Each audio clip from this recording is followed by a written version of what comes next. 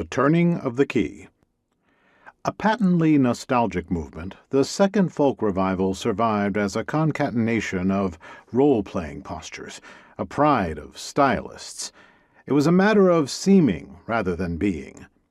The revival depended for its bona fides on the renewed authenticity of embracing supposedly purer musical forms and of making the roots your own, even when your connection to the traditional canon was one of choice rather than birth and environment.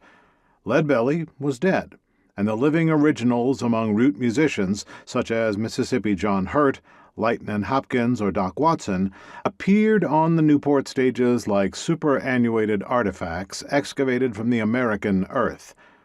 Woody Guthrie lay traveled out and nearly dead in a New Jersey hospital.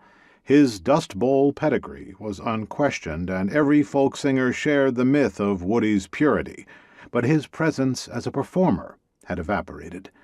His songs lived on in an American vault, for all intents and purposes petrified in the folk repertoire. He too had become an artifact, and honoris causa, the folk revival had consigned him permanently to its private Rushmore.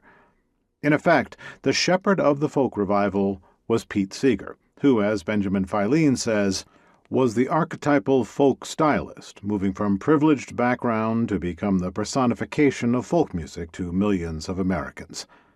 Seeger represented, or posed as, a virtual icon of authenticity, the faithful transmitter of pure folk music.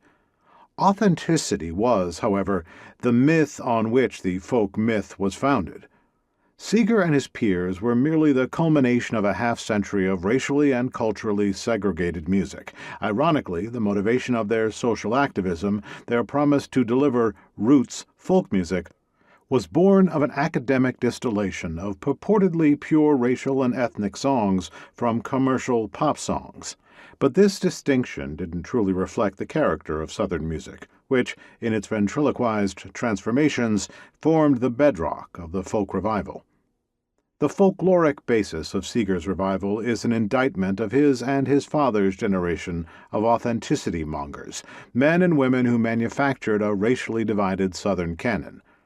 Carl Hagstrom Miller, in a brilliant landmark study, has identified the sources of what he calls segregating sound.